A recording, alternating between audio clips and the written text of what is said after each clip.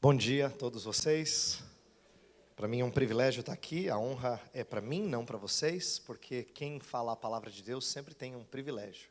É bem-aventurado, é bendito quem tem a oportunidade de ensinar a palavra. E vocês estão aqui, eu imagino, porque são professoras, professores na igreja, seja no departamento infantil ou em algum outro departamento, mas você teve curiosidade de vir participar do congresso.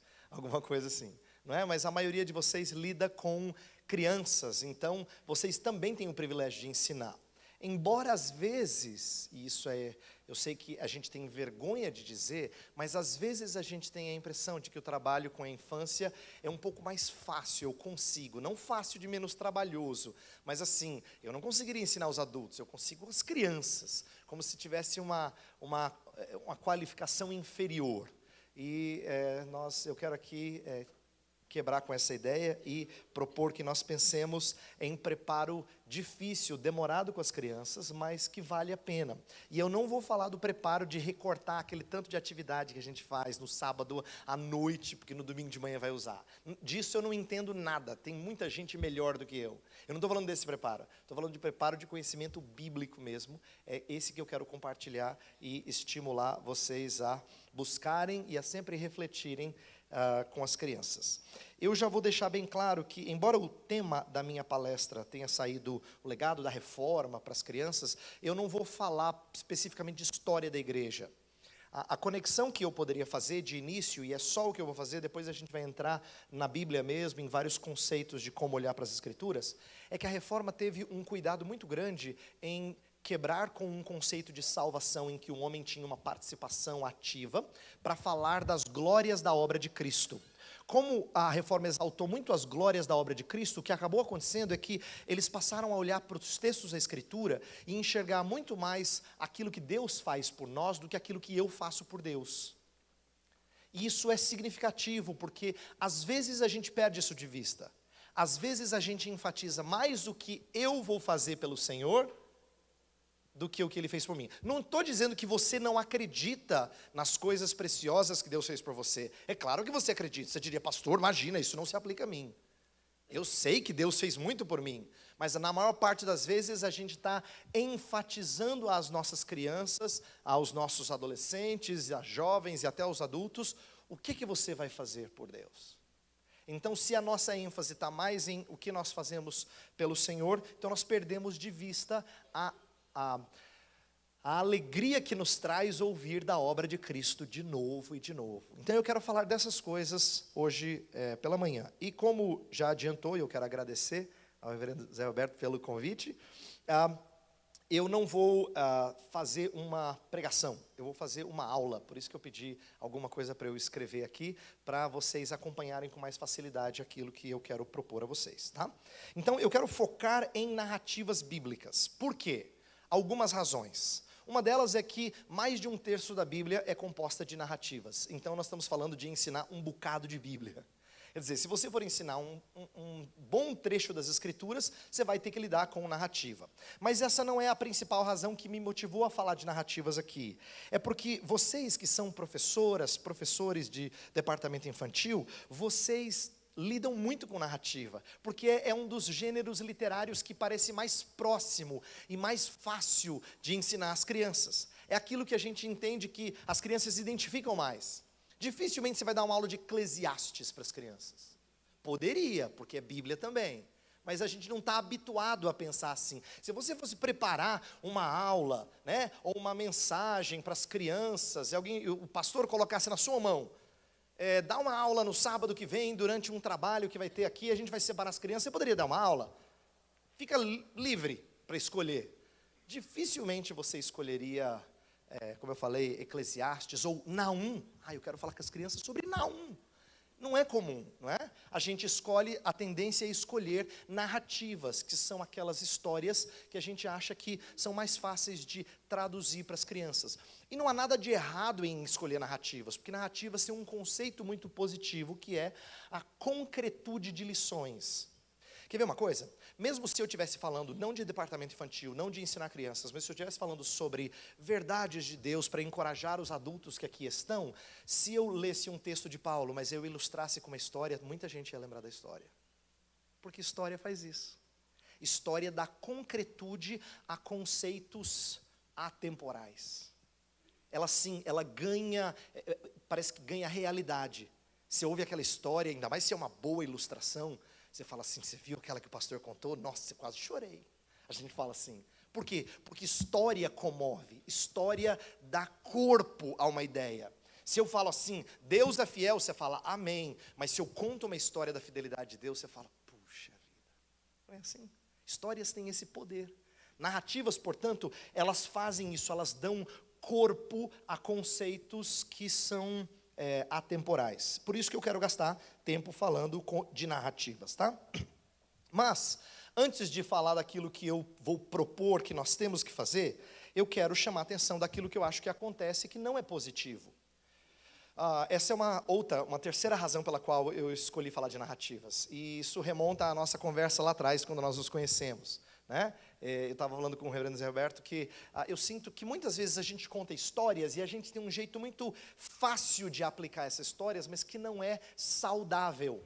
A gente faz pontes que eu creio que não são adequadas, porque nós estamos muito habituados a alegorizar ou a espiritualizar histórias. Então, deixa eu dar um exemplo do que seria isso, tá?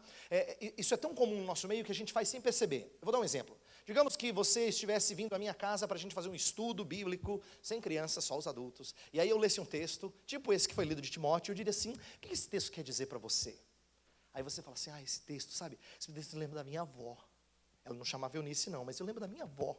Porque a minha avó, ela não sabia nem ler e escrever direito, mas ela lia a Bíblia para mim. Aí você fala, esse texto lembra da minha avó. Aí eu pergunto para outra pessoa, e para você, o que esse texto quer dizer? Você, esse texto me lembra, sabe o quê? Me lembra a escola dominical, o pastor lá dava 5 pontos do calvinismo na escola dominical, na minha igreja. E para você, o que quer dizer? Para mim esse texto assim, fala da importância da gente buscar educação, é por isso que eu estou fazendo mestrado, sabe? Por que as 3 pessoas tiraram ideias tão diferentes de um mesmo texto? Porque a gente não está habituado a gastar tempo para entender o que o texto diz. A gente enxerga no texto aquilo que a gente gostaria de enxergar, e parece que Deus está falando comigo. Mas esse falado de Deus comigo é tão subjetivo, que são 3 coisas nada a ver, mas parece que Deus está falando comigo. A gente está habituado a fazer isso, isso não é incomum, isso é muito comum nas nossas igrejas. A gente fala, o que esse texto quer dizer para você? E aí a gente deixa solto. E aí esse deixar solto permite aplicações bastante diversas. E aí parece que Deus falou, mas Deus é tão confuso que ele fala 3 coisas nada a ver no mesmo texto. Atenção, não é que Deus não possa aplicar diferente à sua vida. Mas se o texto significa um monte de coisas diferentes, então ele não tem um sentido próprio. E não é assim que nós cremos. Ele tem um sentido próprio. Ele tem aplicabilidade diferente. Para a criança ele vai significar alguma coisa diferente na fase em que ele está, do que significa para você. Justo? É justo que a aplicação que você vai procurar para as crianças na hora da escola dominical seja diferente do que o pastor procura na hora da mensagem. É justo. É público diferente. A situação é outra, mas o sentido é o mesmo. E é isso que eu quero que a gente tenha cuidado. Sempre entender o sentido daquela passagem. Então perceba como isso nem sempre acontece. Quando eu falei de alegorizar ou espiritualizar, é quando as pessoas descartam essa realidade histórica, física, terrena do texto, para fazer alguma analogia espiritual. Então, eu já contei isso em outras palestras que eu dei, mas uma vez um amigo disse assim, que ouviu uma mensagem que lhe deixou muito intrigado. O pregador começou assim, Davi escolheu 5 pedras para enfrentar Golias. Por que 5 pedras? Você já pensou nisso? A história diz que ele matou com a primeira, mas por que ele escolheu 5? Aí diz que esse meu amigo assim, ouviu essa introdução do sermão e falou assim, gente, eu nunca tinha parado para pensar, por que 5? Nossa, eu quero resposta para isso aí. Aí no decorrer da mensagem foi assim, porque a gente precisa da pedra da fé, da pedra da coragem, da pedra da justiça, e assim por diante, imagina. Né? Então, as pedras da história de Davi viraram, contra Golias, viraram uma alegoria, você bota o que você quiser. Se você quiser falar de confiança, fidelidade, integridade, você fala. Se você quiser colocar outros adjetivos, né, ou outras qualidades, você coloca. Vira uma subjetividade muito grande. Uma outra história que eu aprendi de um autor que tem em português, muito bom por sinal, chamado Sidney Greidanus.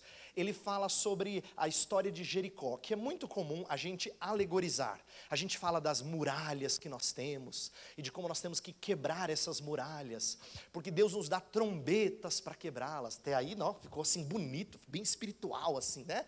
Só que ninguém espiritualiza a meretriz, precisamos de uma meretriz na nossa vida. Ninguém espiritualiza isso. Mas lembra que Raabe era uma meretriz. Então o que a gente faz numa alegoria? A gente pega os detalhes que a gente quer, que parecem aplicáveis à nossa situação, e aí a gente dá um sentido, uma lição para nós.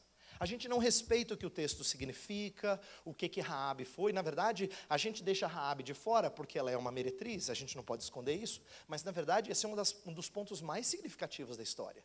Como é que Deus vai trazer vitória sobre Jericó usando os mais improváveis. Ela entra até na linhagem do Salvador, para assim, enfeiar mais ainda a história.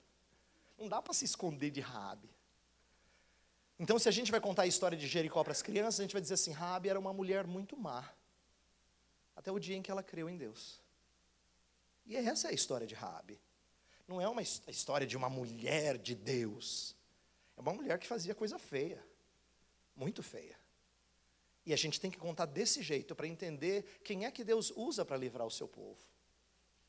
Então, a gente tem que tomar cuidado para não espiritualizar o que a gente quer, alegorizar e deixar de lado o sentido da história.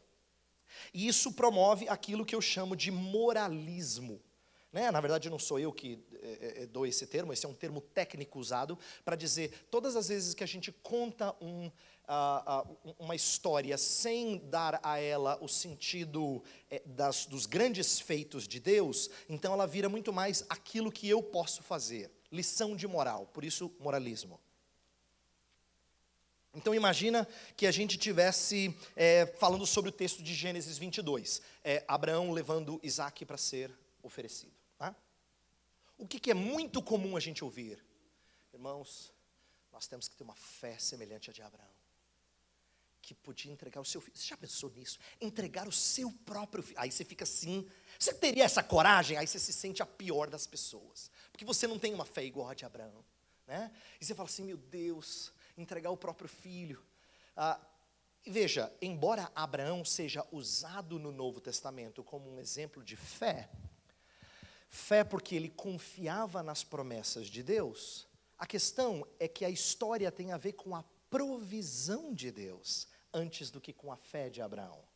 A frase que é mais repetida em Gênesis 22 é, meu filho, Deus proverá. É disso que a história fala. Mas a gente está tão acostumado a ler uma história dessa e tirar uma lição sobre como eu preciso ser como Abraão, que a gente esquece daquilo que Deus fez para com Abraão, que deveria ser o foco principal da história. Isso é um exemplo de moralismo. É a mesma coisa que a gente contar a história de Jacó e a gente dizer assim, quem ultrapassa os outros se dá mal.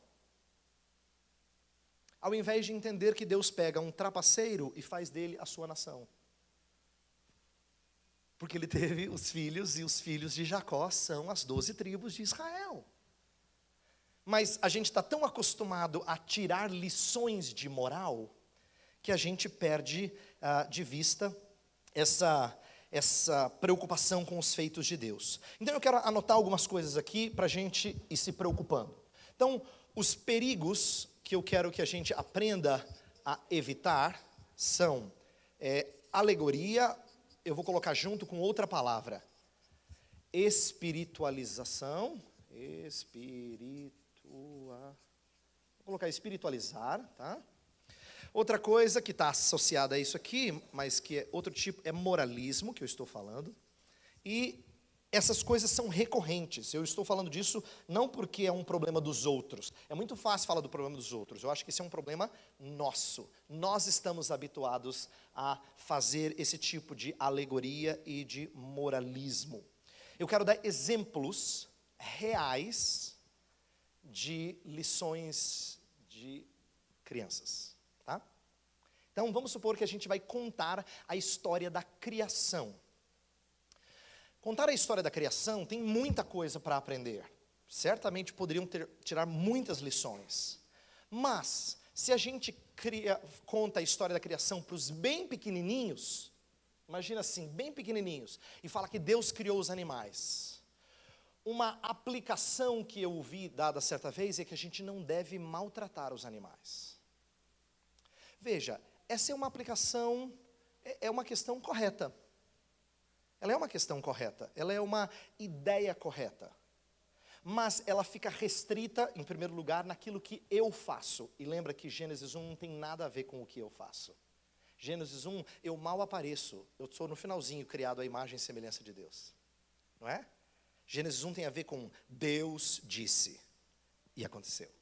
E no segundo dia, Deus disse. E no terceiro dia, Deus fez. E no quarto dia, Deus fez. É o tempo todo Deus fazendo. Mas a gente está acostumado, tão acostumado a pensar em aplicação sobre o que eu tenho que fazer, que a gente fala assim, então crianças, por isso, não maltratem os animais. Sabe aquele gatinho lá em casa? Não puxe o rabo dele. Papai do céu não gosta. Veja, eu não estou dizendo que ensinar a criança a não puxar o rabo do gato seja ruim. Mas isso você encontra em programa de TV infantil. O que você não encontra num programa de TV infantil é o que Deus fez no início. Isso você não encontra. E como Deus é o Criador de todas as coisas. E como Deus é diferente de todos os outros poderes. Uma outra aplicação comum é Deus criou as plantas, não é? Aí você fala assim, é por isso que tem que comer todo o papá. Deus fez as frutas. Eu não estou brincando, eu estou falando de exemplos reais, tá? A gente ri porque parece cômico, mas isso é real. Tá? Papai do céu fez todas as frutas, então a gente tem que comer todo o papá. Tudo que está no prato. Veja, é correto ensinar a criança a comer tudo que está no prato? Claro que é. Mas Gênesis 1 não tem a ver com comer tudo que está no prato. Você pode agradecer a Deus pelo que Ele fez, não há nada de errado com isso. Mas, de novo, isso é moralismo, é o que eu que tenho que fazer, é aquilo que eu posso fazer de certo. Isso é um exemplo de moralismo. Vamos dar um outro exemplo mais comum, talvez você já tenha falado desse. Pega a história de Davi e Jonatas. Essa é clássica para a gente falar de amizade. É lógico, se eu te perguntasse assim, me dá um exemplo bíblico de amigos, talvez o primeiro que surgisse na sua cabeça é Davi e Jonatas. Porque a gente está tão habituado a contar as histórias desse jeito, com moralismo, às vezes fazendo certas alegorias, que a gente perde de vista a preciosidade. Olha só, Davi é o rei prometido e que vai ter a lealdade de alguém que é filho do rei, mas que resolve mudar de reino ou de lealdade. É uma história bonita de conversão. Jonatas é aquele que deixa de crer no rei seu pai para crer no rei seu amigo. É uma história de devoção ao verdadeiro rei. Mais do que uma história de amizade, é uma devoção de quem faz tudo em prol do seu rei. Por quê? Porque laços de fé são mais fortes do que laços de sangue. E sabe de uma coisa? Isso não faz sentido só para gente grande como a gente. Isso faz sentido para as crianças também. Elas também podem aprender que se os nossos amiguinhos na igreja são os nossos melhores amigos, não há nada de estranho nisso. Laços de fé são muito fortes. E se ela se sente um pouquinho deslocada na escola por causa do comportamento dos coleguinhas, não é de se estranhar. Porque laços de fé falam muito alto. Isso a gente pode ensinar às crianças. Isso não é lição só para gente adulta como nós.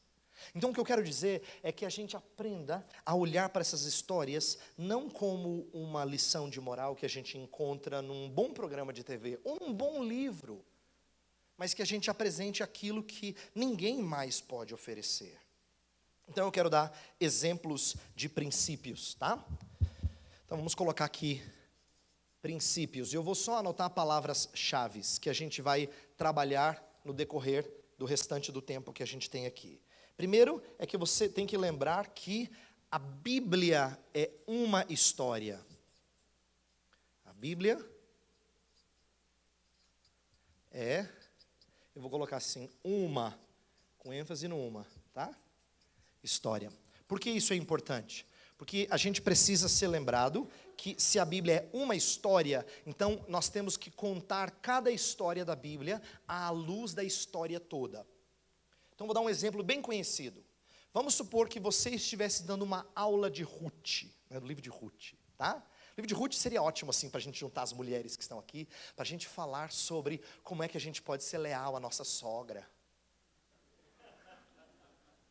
Né? Isso é moralismo. O livro não é sobre isso, tá bom? Fique tranquila, que você até gelou na hora que eu falei, né?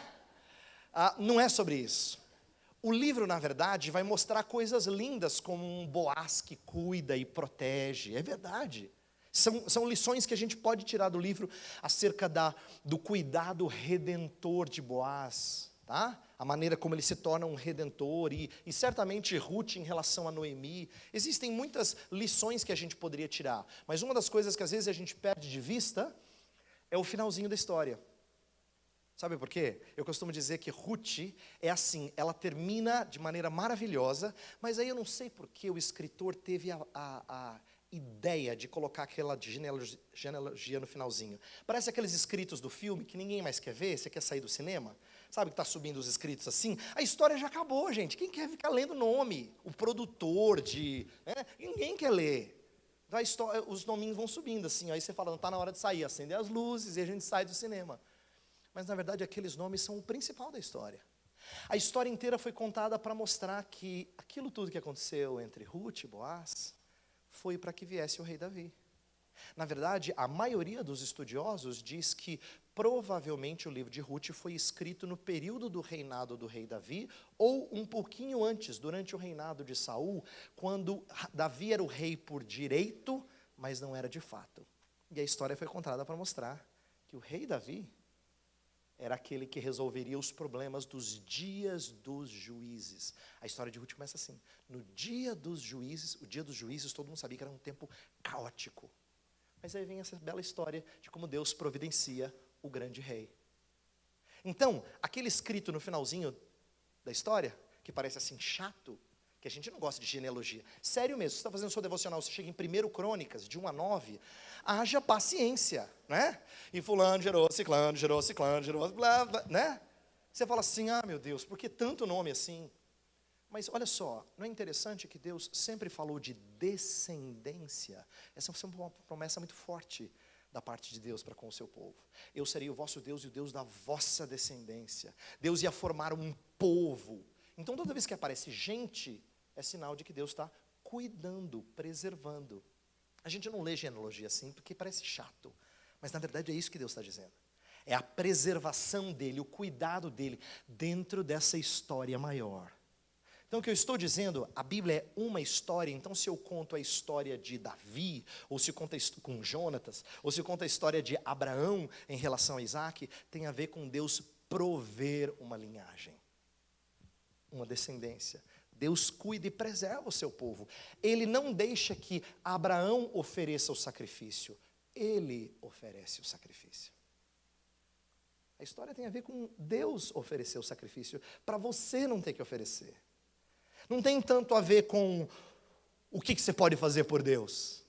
Tem mais a ver com o que Deus fez por você. Porque é isso que a história de Gênesis 22 conta. Como é que Deus, no finalzinho, fala assim, para Abraão, está vendo aquele animal ali? É ele que vai morrer. Deus proverá, não é? Não era isso que ele tinha dito? Pois a providência de Deus veio. Então, o que eu quero destacar é que a gente entenda a Bíblia como uma história, para que, quando a gente for contar um dos episódios, uma das histórias, a gente fala assim, ok, onde é que isso está nas Escrituras? Então, a primeira coisa que a gente tem que aprender a entender, e vale a pena você buscar recursos, fale com o seu pastor, ou com quem conhece de Bíblia, de teologia, é alguma coisa que lhe dê uma visão panorâmica. Isso é muito bom, porque se você for contar uma história, tipo a de Sansão, e não lembrar onde é que ela está na história da redenção, então é problema. Você lembra do fortão, mas só saber que ele era fortão não ajuda, a não ser que você se lembre quem foram os juízes, em que período, por que eles foram levantados, o que havia de ruim neles, e por que eles não eram a redenção final. Não havia rei em Israel, cada um fazia o que era reto, segundo os seus próprios olhos. Juízes tem a ver com essa grande frase. Então, se você mantém algumas coisas em mente, fica mais fácil contar a história de Sansão, tá? Então, é uma história só. Segunda coisa que está relacionada a essa, mas é uma segunda ideia, Cristo é o centro dessa história.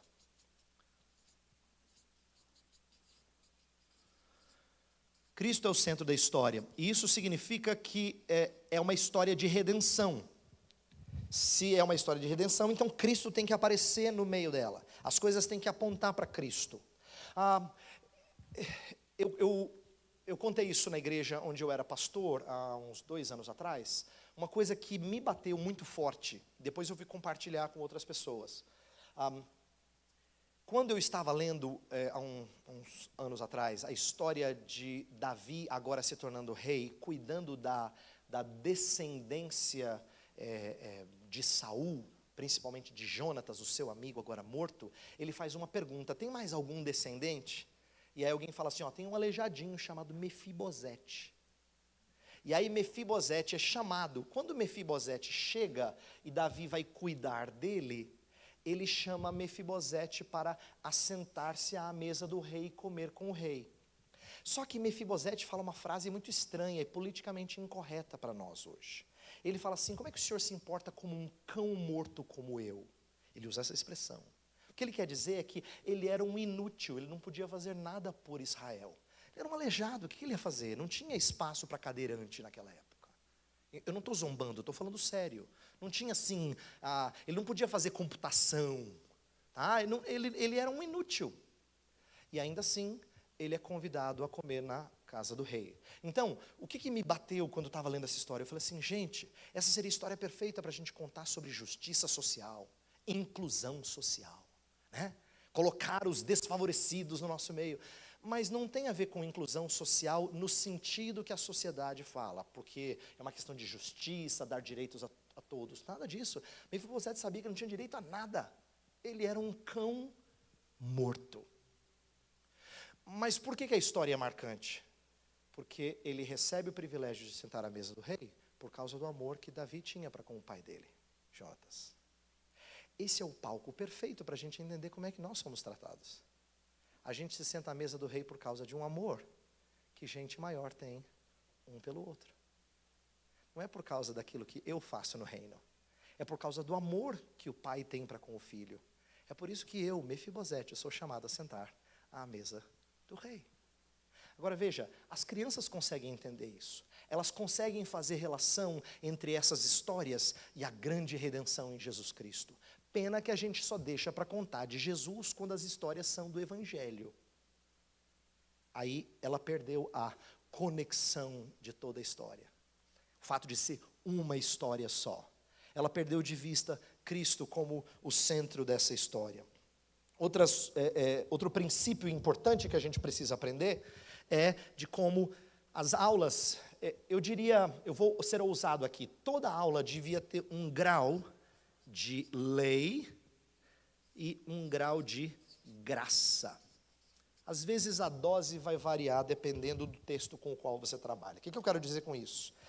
Lei é aquilo que manda a gente fazer alguma coisa. A Escritura tem vários textos sobre isso. Ela fala sobre como nós temos que nos portar diante de Deus. Não há problema se você vai contar uma história para uma criança e você diz aqui, então, em outro lugar da Bíblia, Deus nos ensina que essa pessoa na história aqui foi correta. Ela foi santa. E a Bíblia fala que a gente tem que ser santo. É verdade, a Bíblia fala mesmo.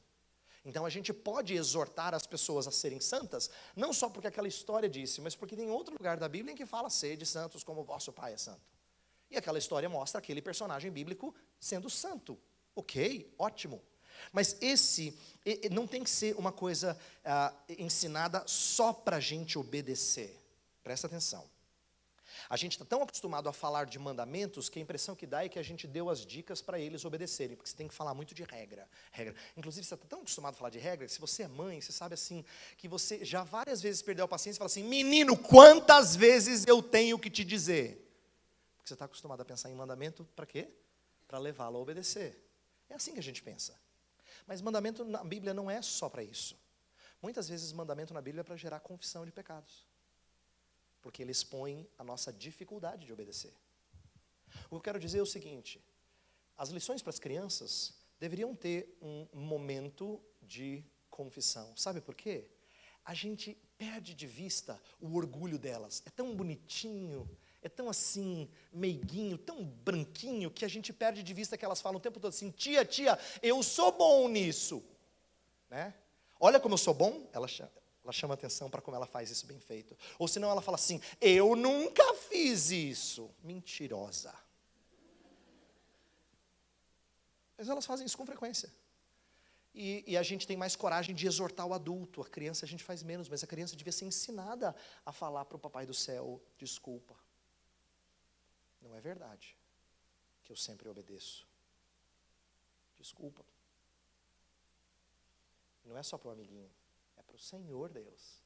Porque se ela peca contra o amiguinho, contra o irmãozinho em casa, certamente ela transgride a lei do Senhor. Então, lei tem que ser ensinada não só para a gente dizer, tem que obedecer, tá bom? Não se esqueça de comer o papá, lembra? Não é só para isso. É para dizer que muitas vezes a gente não dá ouvidos. Por exemplo, quer ver um ensino fantástico de Provérbios? Os primeiros 9 capítulos, Provérbios é dividido em 2 partes, de 1 a 9, de 10 a 31. Os primeiros 9 capítulos, que são o preâmbulo do resto, é uma história em que um pai está ensinando um filho sobre a vida. É por isso que todo início de capítulo tem assim, filho meu, ouça as palavras do seu pai. Está aí uma coisa excelente para a gente ensinar. E a gente sabe que eles não ouvem com muita facilidade. Isso tem que gerar confissão de pecados. Por isso que eu estou dizendo que ensino de lei não tem que ser só para a gente dizer o que eles têm que fazer. Esse é um dos propósitos, mas não é o único. E muitas vezes não funciona, eles não obedecem, mesmo quando a gente diz o que tem que fazer. Então, lei tem que gerar confissão de pecados. Tá? Essa é uma outra área que tem sido negligenciada. Mas, o dado de graça é que a criança precisa ouvir sobre perdão. Então, digamos que você vai dar aula sobre os 10 mandamentos. Tá? Você vai dar aula sobre os 10 mandamentos. E você vai falar sobre... não matarás. Qualquer mandamento, vamos lá. Não matarás. Aí, se você está dando aula para aqueles meninos que já sabem, já assistem desenho ou filme de matar, ele acha que ele nunca matou, porque o super-herói mata, mas ele é do bem.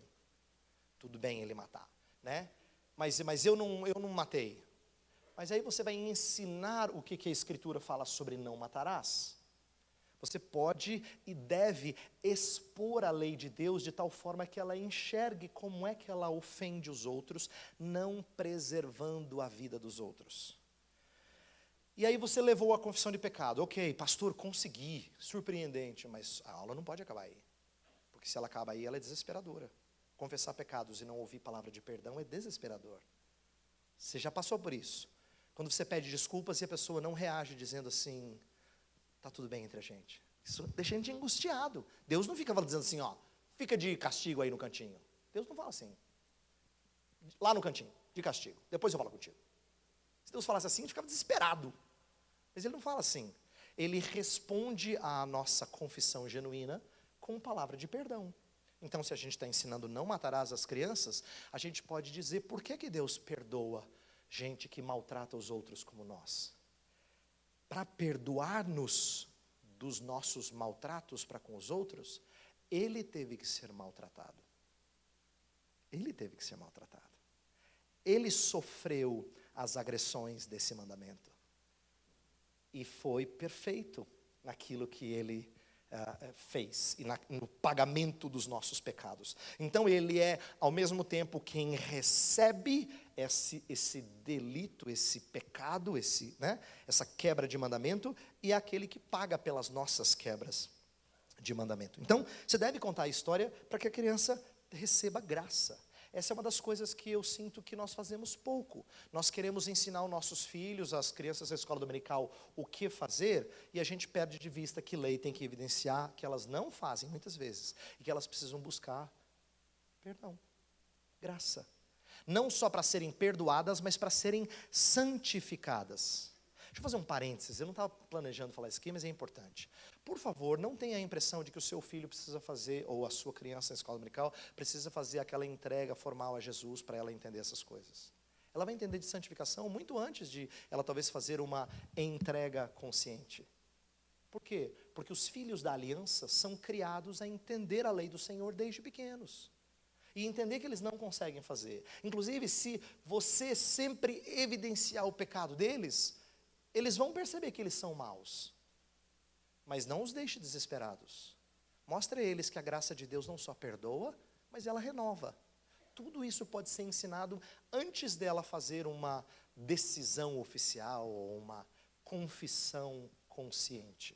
Estou dizendo isso porque, às vezes, a gente aprende certas coisas sobre a criança tomar uma decisão e a gente perde de vista que, na nossa fé, essas coisas já são ensinadas desde pequenas. Por isso que elas podem, com toda tranquilidade, dizer para você: professora, eu não me lembro do dia da minha conversão. Tudo bem. Não se aflija com isso. Você não foi ensinada as sagradas letras desde novinha? Tá bom. Você ama o Senhor Jesus? Amo. Você entende que você é pecadora? Sem dúvida. Mas ela não precisou passar por aquele momento especial de que ela entregou sua vida a Jesus. Entenda isso, porque nós somos influenciados por uma teologia que não é nossa, mas que a gente mistura com essas coisas de departamento infantil. Tá? Ok. Então, último princípio aqui, para a gente agora dar exemplos bíblicos, que vai ser o resto da minha aula. Eu quero trabalhar com a importância de destacar os atos redentores de Deus. Então, vamos colocar assim, ó. Primeiro, atos redentores de Deus. Em segundo lugar, resposta a tais atos. Deixa eu explicar. O que eu quero dizer é o seguinte: quando a gente vai explicar histórias bíblicas, você sempre tem personagens diferentes que reagem com fidelidade ou infidelidade. Por exemplo, quando Deus fala assim para Isaías que ele deveria falar com Acás por causa do pecado de Acás, rei Acás, está lá no começo do livro de Isaías, e Deus fala para ele assim: Acás, pede um sinal, por intermédio de Isaías, pede um sinal. E ele fala: imagina, eu pedi um sinal, não tentaria o Senhor. Em outro contexto, pedir um sinal poderia ser tentador, mas naquele contexto Deus disse que ele podia pedir. No entanto, ele não pediu. Então, esse é um exemplo de como pedir um sinal, como a geração de Jesus lá nos evangelhos foi pecaminosa. Mas nos dias de Isaías e de Acás não seria. Então a gente precisa aprender primeiro os atos redentores de Deus, destacar isso, depois entender como é que os personagens humanos da história reagem, às vezes mal, às vezes bem, às vezes como alvo da redenção, às vezes incrédulos à redenção de Deus, céticos à redenção de Deus. Então a gente não só pode, como deve. Quando eu falei de moralismo, eu não estou dizendo que a gente nunca deve falar do que os personagens fazem. O que eu quero que a gente aprenda em primeiro lugar é que as histórias sempre são primordialmente sobre o que Deus faz, os atos redentores de Deus. Mas ela também descreve a reação que nós devemos ter aos atos redentores de Deus. As respostas, algumas ruins, outras boas. Então, quando a gente pegar histórias bíblicas, a gente deve perguntar: qual é o grande ato redentor de Deus? Como é que essa história aponta para a pessoa e obra de Cristo?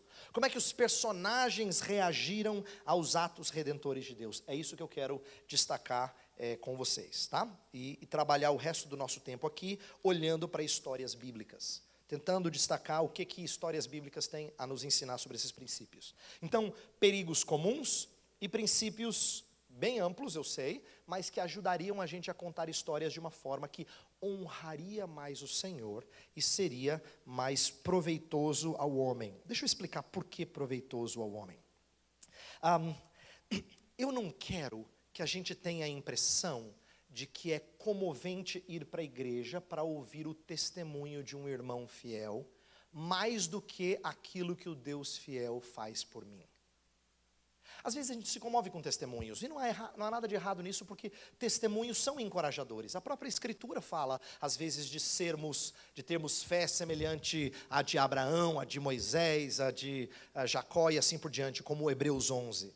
Mas essa não é a porção maior das Escrituras. Por quê? É muito mais encorajador eu ouvir daquilo que Deus tem feito por mim. Já fez no passado, ainda está fazendo e virá a fazer. Isso é que é animador. Então, por que eu estou ensinando isso? Eu quero que você entenda assim: as crianças precisam, desde pequenas, começar a entender que o que mais as anima em dias de tristezas, em dias de fracasso, não é o quão fiel foi Daniel diante da cova dos leões, mas em quão maravilhoso foi o Deus que fechou a boca dos leões. Elas têm que aprender a olhar para Deus e admirar Deus na história. E dizer assim: uau, os leões não estavam com fome? Aí você fala: a Bíblia dá uma dica para mostrar que eles estavam. Porque logo em seguida a história de Daniel lembra que os outros homens são lançados e eles não chegaram ao chão e os leões já devoram eles no ar, não é? Então se diz que eles estavam com muita fome. Mas como é que eles não comeram, tia? Aí você vai dizer, porque Deus fechou a boca deles. Então nessa história, Daniel ficou como um apêndice. O que Daniel fez de tão belo? Ele disse assim, Senhor, eu dependo de Ti. Confio no Senhor. Mas é a história de como Deus fecha a boca dos leões, né? Então, é isso que eu quero que as crianças aprendam e que eu quero estimular você a ensinar com frequência. Aquilo que as crianças podem mais aprender e mais nutrir os seus corações é o que Deus faz por elas. É o que Deus faz por elas. Então, deixa eu dar um exemplo de uma história conhecida. Abre em Lucas capítulo 5, por favor. Lucas 5.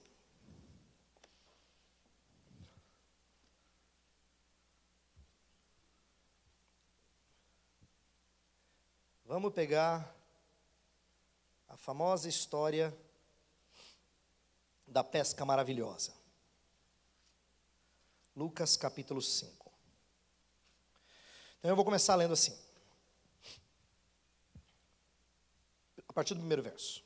Aconteceu que ao apertá-lo a multidão para ouvir a palavra de Deus, estava ele junto ao lago de Genezaré, e viu 2 barcos junto à praia do lago, mas os pescadores, havendo desembarcado, lavavam as redes.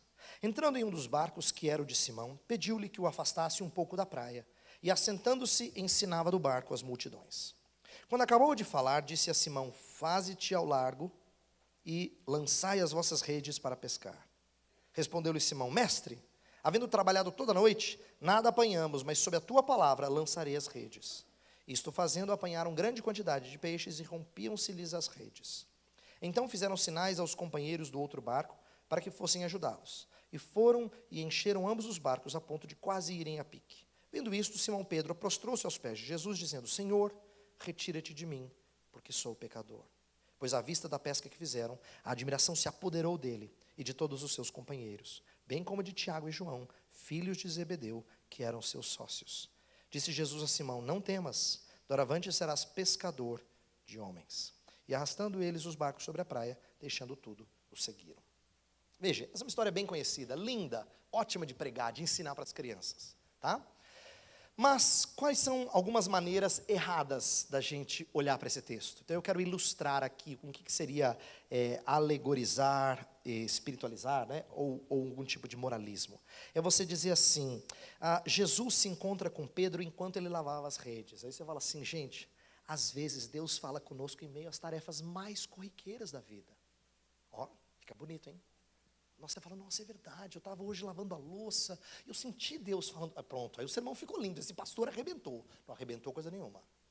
Ele arrebentou com o texto, é uma pena, acabou com o texto. Né? Mas assim, a gente acha bonito essa relação, né? Fala assim, ó, Deus está falando conosco em meio às tarefas mais chatas e repetitivas. Ou senão, Pedro teve uma falha profissional de não lavar, de não conseguir pegar peixes. Então a gente pode aplicar dizendo que nós não devemos desanimar em meio às nossas falhas. Esse tipo de aplicação é muito comum. Sim, meus irmãos, Deus está conosco. Não desanime diante das falhas. Né? Aí você fala assim, puxa vida, essa semana eu pisei na bola na empresa. Ainda bem que Deus falou comigo hoje. Porque você sentiu que Deus falou contigo, porque você não deve desanimar diante das falhas. Ou, uma terceira lição, que eu julgo imprópria, é diante da aceitação relutante de Pedro em lançar as redes mais uma vez, aplicar dizendo que não devemos temer assumir riscos para Deus. Assuma riscos para Deus. Não é? Gente, o que eu estou falando aqui parece jocoso, mas é comum. É comum. Eu lembro de ouvir sermões de gente que eu quero muito bem, dizendo assim, que quando os amigos lançaram, jogaram, na história de Jonas, jogaram aquele peso para fora, eles estão, lançaram Jonas para fora, né? Depois eles tentam tirar todo o peso do barco, tal, e aí não tem jeito, aí tem que lançar Jonas. Você está se desembaraçando das coisas que te atrapalham em relação a Deus. Mas a história não é sobre isso, mas fica bonito, né? Fala assim, ó, lance fora tudo que te atrapalha em relação a Deus. No meio da tempestade, jogue fora o que é supérfluo. Fica lindo, mas não tem nada a ver com o texto. Não é uma história de como a gente tem que lançar fora em meio às tempestades da vida. Esse é o tipo de alegoria e espiritualização que fica bonito, porque você nunca tinha pensado nessa aplicação. Ó, esse pastor é sagaz, hein? Não, ele é criativo para o mal. Ele não é sagaz. Ele é criativo para o mal. Ele inventa ideia, né? Porque a história da pesca maravilhosa tem a ver com o fato de Deus querer despertar temor e tremor para depois convencê-los a segui-lo. Presta atenção. No começo da história, eles estão pescando, fazendo o que é comum da vida deles, e eles sabem que Jesus é um grande mestre, mas às vezes eles perdem de vista que Jesus é o próprio Deus. Então eles tiveram uma noite muito ruim de pesca, e Jesus resolve então lembrá-los quem ele é, porque as histórias do Evangelho têm a ver com quem é Jesus. Aí fala assim: Pedro, nossa, de novo, Senhor, é porque é o Senhor, viu, por respeito, porque eu já fiz isso aqui a noite inteira. Lança, e aí quando ele vê que os peixes todos se reuniram para vir para a rede de Pedro, Pedro tem uma reação não de festividade. Interessante isso, porque talvez nós pensássemos, se a gente não conhecesse o final da história, que Pedro ia chamar todo o pessoal, tem peixe, mas não é assim que ele faz. Quando ele percebeu o que aconteceu, porque gente, ele é pescador há bastante tempo. Você não tenta e depois pesca a ponto de rasgar as redes, a ponto de precisar ajuda. Você pesca 1, 2 que estava assim solto. Você não vai do zero para a abundância que ele nunca viu. Isso não acontece. Quando ele percebeu o que Jesus tinha feito, ele falou: eu não posso ficar diante do Santíssimo. Esse aqui é o Criador de todas as coisas. Ele fala para o peixe: vai para a rede. E o peixe vai. Ele percebeu diante de quem ele estava. Isso lhe incomodou. Por isso que ele fala: retira-te de mim, porque sou pecador. É a mesma reação que os serafins tiveram diante do Senhor assentado num alto e sublime trono. Lembra? E eles cantavam santo, falavam: santo, santo, santo é o Senhor dos exércitos. O que eles estão fazendo naquela hora? Eles têm 6 asas, com 2 eles cobriam os pés, com as 2 eles cobriam o rosto, mas eles não são pecadores. Por que eles cobrem o rosto? Porque eles estão diante do Santíssimo. Então, o Santíssimo impacta a gente não só em meio ao nosso pecado, mas ele mostra a nossa pequenez, porque ele é grandioso. Então, entenda o que está acontecendo aqui. Pedro não está dizendo: eu sou pecador e fiz bobagem. Não é só por causa do seu pecado, também por causa da sua incredulidade, sem dúvida. Essa é uma das ênfases do texto aqui. Mas é porque ele está diante daquele que fala para o peixe e ele vai onde ele determinar. Então, diante disso, ele quer fugir de Pedro. E olha a reação de Jesus. Porque o verso 9 fala assim, a reação dos discípulos primeiro. Pois à vista da pesca que fizeram, a admiração se apoderou dele e de todos os seus companheiros, bem como de Tiago, João, filhos de Zebedeu, que eram seus sócios. Aqui a admiração talvez seja uma palavra fraca para dizer temor, medo. Não é assim: nossa, Jesus é 10. Não é admiração assim, entende? É pavor, é incômodo. A gente está tão acostumado a pensar que estar com Deus é gostoso, que a gente perde de vista que ser pecador, estar diante de Deus, incomoda. Às vezes incomoda, porque revela exatamente quem nós somos, na plenitude da nossa feiura. Então, ele quer distância, e a reação de Jesus, olha só, explica tudo, verso 10, disse Jesus a Simão: não temas. Você entende? A história, ela é sobre o quê? Ela é sobre um Deus que faz o que Ele quer quando parece que o mar não está para peixe. Tanto é que o finalzinho da história diz assim, eu vou mandar vocês para pescar, não peixes, homens. Agora, você consegue imaginar que delícia isso na mente de Pedro e dos outros discípulos, quando eles estavam pregando o Evangelho e as pessoas não criam, parece que o mar não estava para peixe? Não é? Pensa no cenáculo, quando eles estão aguardando a descida do Espírito. Não são muitos os seguidores de Jesus. Parece que o ministério de Jesus não foi tão frutífero. Mas aí o Espírito desce no dia de Pentecostes. Pedro faz uma pregação, 3.000. Pula um capítulo, tem 4.000. Pula outro capítulo, tem 5.000. Quer dizer, não para de vir peixe. Tem peixe para tudo quanto é, né? Para as redes dele de tudo quanto é canto. Esse é o Senhor da criação, atraindo os peixes para a sua rede. Ele lembrou o que era isso. Que ele devia crer no controle de Deus para atrair quem ele quisesse. Então, Você entende o que eu quero dizer? Não se detenha nas coisas que a passagem não quis dizer. Não é que é errado que Deus fala conosco em meio às tarefas chatas. Não é errado isso. É só que ele perde de vista a grande beleza do texto. Não é que é errado dizer que quando a gente falha profissionalmente a gente não deve desanimar. Não é errado dizer que a gente deve assumir riscos para Deus. Em certas situações isso é verdadeiro, mas a história não é sobre isso. Não é sobre isso. Ela é sobre o grande ato redentor de Deus e como a gente deve reagir a ele. E como é que a história termina? Deixando as redes, o seguiram. Entendeu? Ato redentor de Deus, resposta a esses atos. Primeira reação de temor. Depois Jesus fala, não temas. Aí eles seguem. Aí esse que atrai todos os peixes como ele quer. Então, é isso que eu gostaria que vocês ensinassem às crianças. Mostrassem a eles a importância de enxergar as características de Deus, né? Destacasse as virtudes de Deus. Eles precisam ouvir falar do Senhor, do amor, da misericórdia, do juízo, da santidade de Deus. Então, conte histórias. Uma coisa que eu tenho aprendido, eu quero estimular vocês a fazerem, e eu sei que muitas vezes o material que a gente usa é bom em fazer esse tipo de relação, então aprenda a fazer isso, é que a gente deve aprender a associar histórias com conceitos, e vice-versa, conceitos com histórias. Muitas vezes histórias estão perfeitamente relacionadas a um verso numa epístola, não é? Aí que você diz assim, puxa vida, esse aqui é o exemplo perfeito daquilo que o apóstolo Pedro disse na sua segunda carta, em tal lugar. Não é? Você relaciona conceitos, e aí isso te ajuda a entender qual é a grande lição que você tem que ensinar para os meninos. E que você tem que aprender. Né? Então, eu estou estimulando você a saber como olhar para o texto, porque se você, como professora, como professor, não aprender, eles nunca vão aprender. A gente não pode nem chegar a dizer, as nossas crianças não sabem nada de Bíblia. A culpa não é deles. A culpa não é deles. Não é deles que tem que puxar a orelha. É da gente. Tem que puxar a orelha da gente. Tá? Dos pais e daqueles que às vezes não ensinam adequadamente as crianças na igreja. Então, eu quero estimular-nos a entender bem as histórias para que a gente faça isso às crianças.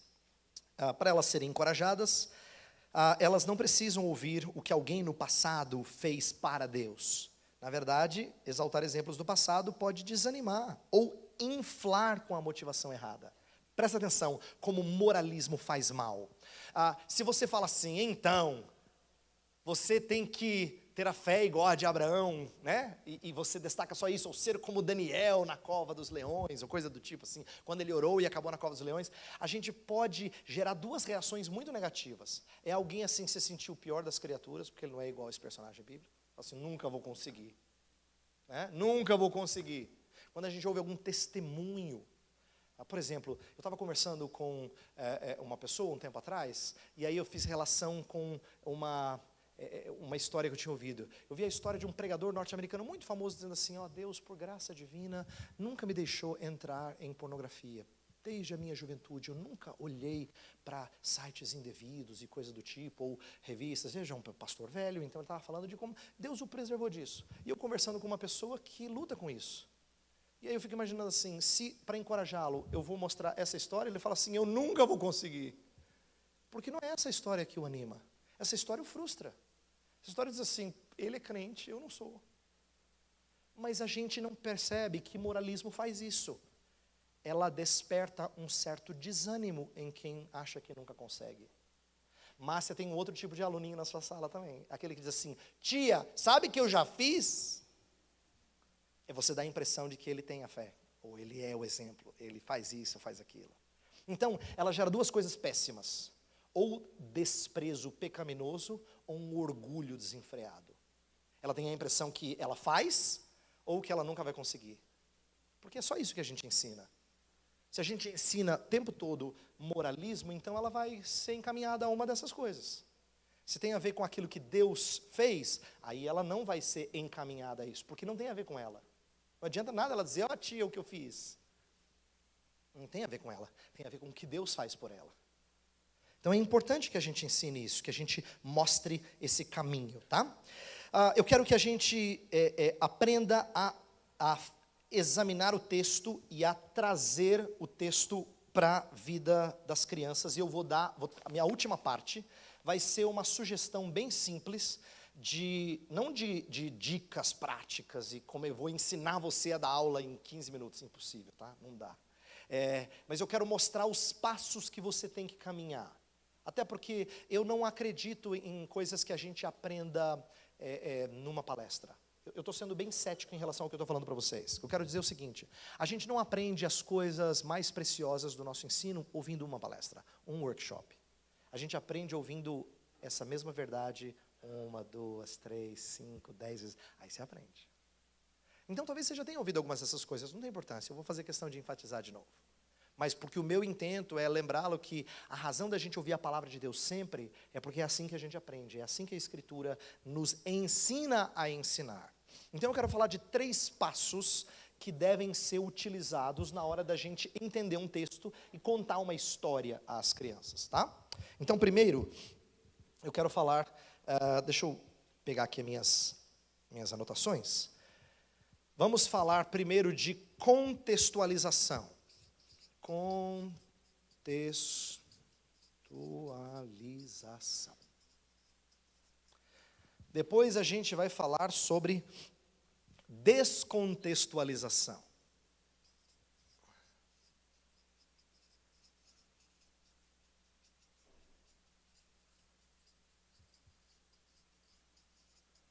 E por último, em terceiro lugar, a gente vai falar sobre recontextualização.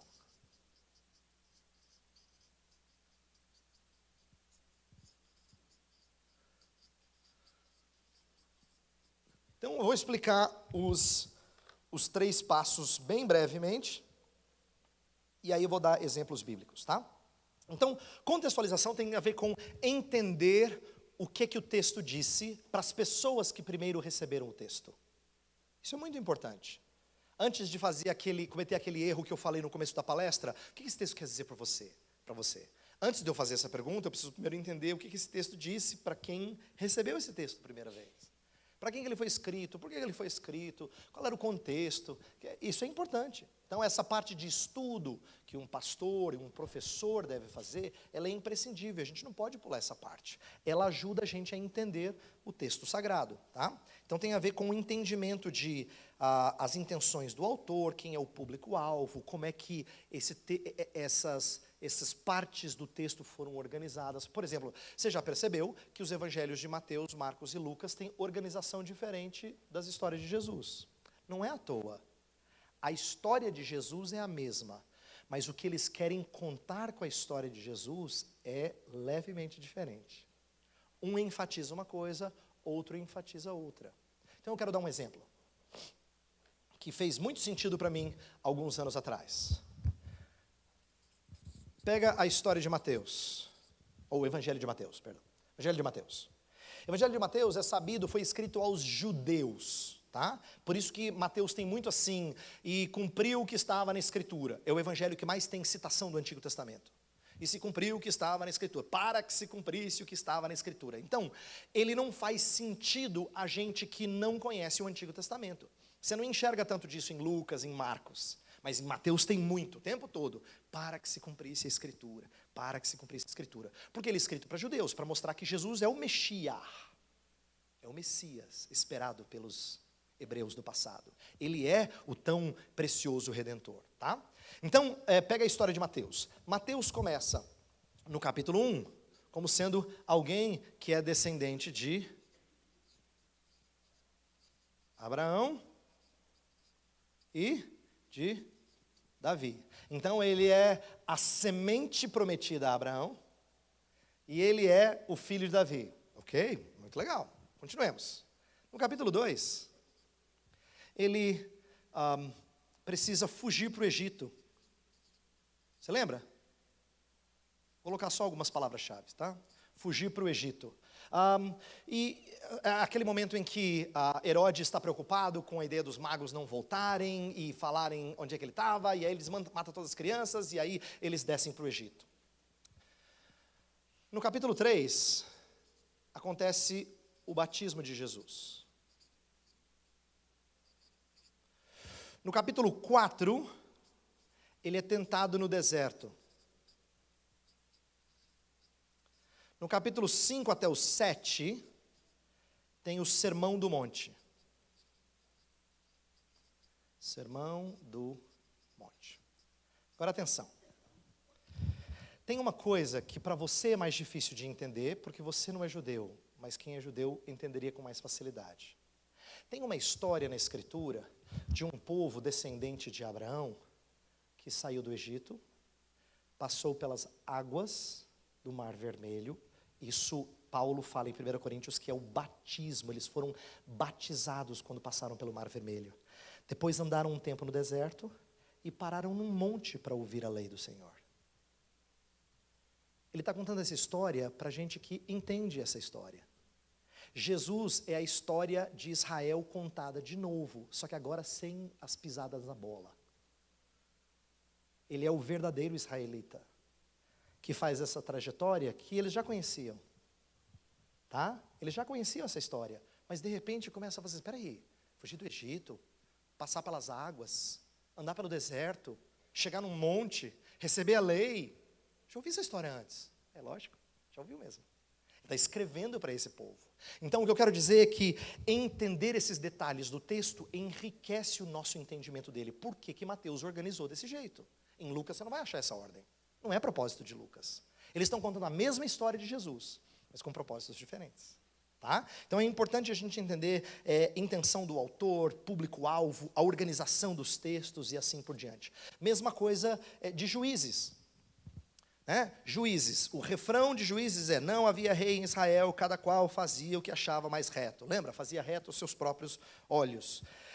Então, isso significa o quê? Que Juízes é o período que está entre o povo no deserto e, vou colocar aqui, e a monarquia. Então, Juízes é a história de uma série de homens que são só vislumbre de algo permanente. Mas eles nunca são permanentes. Tanto é que a história se repete, dizendo que quando terminou o dias daquele juiz, voltou todos os problemas de novo. Porque são soluções paliativas. Agora, o povo entende errado quando o povo pede um rei segundo o seu próprio critério. Lembra que Deus lamenta o fato deles pedirem um rei. Não é que pedir um rei seja errado, mas a razão pela qual eles pedem um rei é porque eles querem ser iguais às outras nações. Mas Deus já tinha previsto na lei de Moisés, está lá em Deuteronômio, a possibilidade de rei, como é que o rei tinha que se portar. Já está em Deuteronômio. Deus antevê isso. Não é problema em si ter rei. Tanto é que Davi é considerado um rei segundo o coração de Deus. Isto é, não é que Davi é crente pra caramba. Davi é o rei que Deus quer. É isso.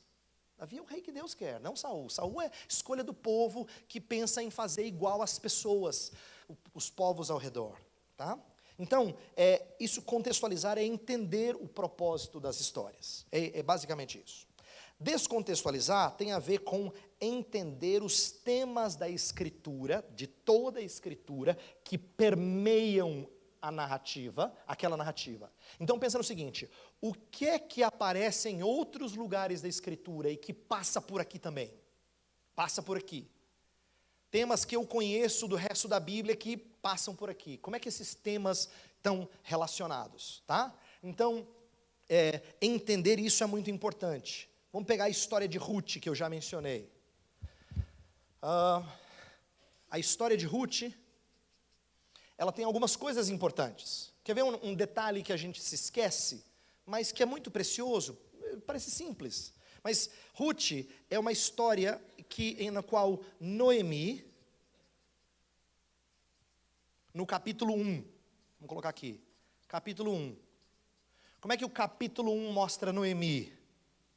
Fome, isto é, sem alimento, ela vai para Moabe, e depois, sem homens, porque tanto o marido quanto os filhos morrem, e não tem descendente. No capítulo 4, como é que está Noemi? Noemi é uma mulher com fartura, e agora ela tem um descendente. Ruth teve um menino, e olha como é que o autor interpreta a história. Abre em Ruth. Você vai ficar brava, porque vai dar crédito para a avó quando não foi a avó que teve. É interessante a maneira como o autor pensa nesse tema da Escritura. Eu vou explicar os grandes temas agora.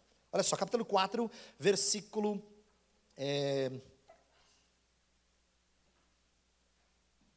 15 em diante.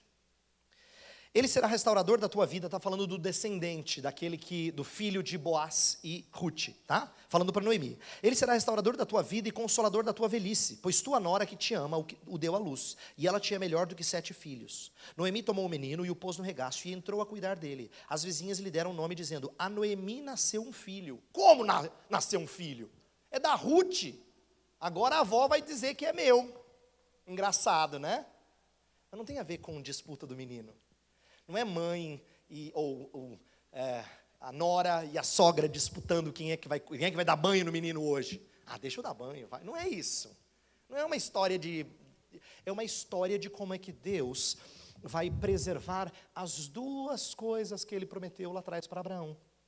Quando Deus prometeu para Abraão que Ele seria o Deus deles, que seria o Deus dele, estaria com ele numa aliança eterna, Deus promete duas coisas: terra e descendência. No começo de Ruth, ela está sem terra, que ela saiu da terra. Ela foi tentar a sua sorte em outra terra e se deu mal. E sem herdeiro. Deus traz ela para a terra que Ele deu, dá ela uma fartura de comida e dá ela descendente. É uma história de redenção. Mas qual é a redenção? São esses grandes temas que aparecem na Escritura. E por último, para a gente fechar, recontextualizar. E essa é a parte mais desafiadora. Recontextualizar diz respeito a você agora trazer para a época nossa. O que seria temas originais que aparecem em toda a Escritura agora vir para a nossa época? Então aqui é o momento em que a gente recontextualiza, a gente traz para a situação de quem ouve a história, tá? Então é o momento em que a gente aplica, e aqui cabe muito bem conhecer as pessoas para quem a gente aplica, isso é muito importante. Então você que é professora, professor de um determinado grupo de crianças, entenda como as crianças agem, interaja com crianças, entenda quais são os seus temores, entenda quais são como é que ela manifesta orgulho. Entenda como é que ela tem dificuldades de confiar. Entenda como é que em que tipo de serviço ela pode atuar. Tudo isso é importante. Entender as pessoas a quem a gente aplica, para que a gente saiba fazer essa recontextualização. Então, recentemente na igreja onde eu pastoreio, pregando sobre Ruth, eu resolvi fazer uma coisa que para mim fazia sentido diante de um Brasil com pessoas muito diferentes. Eu falei assim, no nosso país nós temos pessoas que sempre estão preocupados com o seu nome. Tanto é que a gente fala assim, a gente usa algumas expressões que são bem pagãs, até crente usa essas expressões. Você fala assim, você faz o que para ganhar a vida? Ganhar a vida é trabalhar. Mas na Escritura a gente nunca ganha vida, a gente sempre recebe vida. E fazer um nome é um tema muito marcante, né? Você fala assim, estou preocupado com o meu nome. Vou dizer como. Tem aquelas pessoas preocupadas com fama, né? Ou com reputação, ou com honra. Com quem que você pensa que está falando? Ele está preocupado com o nome dele, né? E às vezes ele está preocupado com problemas, com coisas ruins que estão acontecendo, tipo assim, dívida. O meu nome está no Serasa. É preocupação com o nome. Esteja a gente ambicionando algo ou aflito por algo, nós estamos preocupados com o nome. Sabe o que é interessante da história de Ruth? No capítulo 4, todo mundo que está disposto, ou melhor, quem está disposto a fazer as coisas de forma egocêntrica, voltada para si, aparece sem nome. Eu não sei se você lembra dessa história. Vá para o capítulo 4 de Ruth. A história começa assim: Boaz subiu à porta da cidade e assentou-se ali. Eis que o resgatador de que Boaz havia falado ia passando. Então ele disse, fulano, chega-te para aqui e assenta-te. Ele se virou e se assentou. E o resto da história vai falar desse outro redentor sem nome. Ele é chamado de fulano. Na verdade, o texto original é algo mais pesado do que fulano. É alguma coisa tipo assim, Zé Ninguém, seu mané, né? Ele não recebe nome, ninguém sabe quem ele é. Como é que ele chamava? Não sei. O narrador fez questão de não mostrar o nome dele. Por quê? Ele estava preocupado com os seus próprios ganhos. Tanto é que, no primeiro momento, Boaz fala assim, ó, tem aí Noemi, está com a terra tal, mas não tem descendente, você abraçaria a Noemi, cuidaria dela, você pode ficar com a terra tal? Ah, claro, mas tem um detalhe, tem que casar com a Ruth e, na verdade, a terra vai ficar para o herdeiro. Ah, não vai dar. Ele fala, não vai dar, não vai ser possível. Ele não recebe nome. Enquanto que Noemi, Ruth e Boaz tem nome destacado. Boaz, por exemplo, os homens da cidade falam assim, que o teu nome seja afamado em Israel. Interessante o contraste entre os resgatadores. Um é chamado de Zé Ninguém, o outro tem um nome afamado. Por que é importante essa história? Em que isso ilustra a recontextualização? Quando eu falo para pessoas que estão ambiciosamente buscando fazer o seu nome na empresa, ou na faculdade, ou no mundo acadêmico, eu tenho que lembrá-lo que ele não é uma pessoa que faz nome, ele recebe nome. O seu nome você não se deu, você recebeu. E na Escritura, cristão é um nome recebido. Na Escritura, em Apocalipse 2, fala que nós receberemos numa pedrinha branca um nome. A ideia é de que nome você recebe. Por quê? Porque prestígio você ganha, você não conquista. Então, isso é importante para a gente falar para os ambiciosos, como é importante para com aqueles que estão com o nome sujo, ou aflitos porque a sua honra foi maculada. Lembrá-lo que a nossa honra e nosso nome depende do Senhor Deus. Depende daquele que foi ultrajado, mas não revidava com ultraje. Estou querendo mostrar é o seguinte, nós temos que entender o nosso público para falar a eles como é que essas histórias e esses princípios se aplicam à vida deles. Eu sei que teria muito mais coisa para dizer, eu fui muito rápido aqui, mas eu vou parar por aqui e quero, antes de orar, encorajar vocês a fazer o seguinte. Tudo que eu disse, eu vou repetir o que eu disse há pouco. Não se aprende de uma vez. É mais fácil ouvir do que fazer. Tá? Ouvir faz muito sentido. Você fala, nossa, é verdade. Agora vai dar aula domingo que vem. É mais difícil, eu sei que é mais difícil. Eu já fiz isso muitas vezes. Dizendo assim, puxa, eu ensino essas coisas, aí eu também vou preparar sermão. Eu também tenho que pregar amanhã. Tentando fazer essas coisas fazerem sentido para o povo que me ouve. Tá? Então, eu sei que é mais fácil ouvir do que fazer. Mas eu não queria que você saísse daqui desanimado, porque parece impossível. Não é. Não é porque depende de nós fazermos isso repetidas vezes. Se você se aventurar a fazer isso uma vez, 2, 3, 5, a história vai ficar mais conectada, sabe? Ao invés de você ter que achar lição moralista ou espiritualizar, você vai olhar para a grande história. Você vai começar a ver Cristo ali. Você vai começar a levar os meninos a ouvirem a lei do Senhor para se arrependerem dos seus pecados e falar da graça de Deus, que não só os perdoa, mas os renova.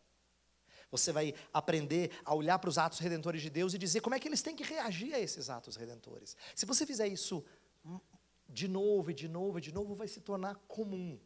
Não vem assim, mas eu te garanto que vem.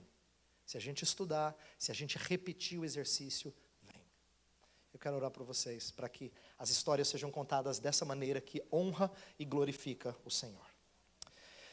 Pai, nós te bendizemos pela tua palavra, pela maneira como ela mostra os grandes feitos do Senhor.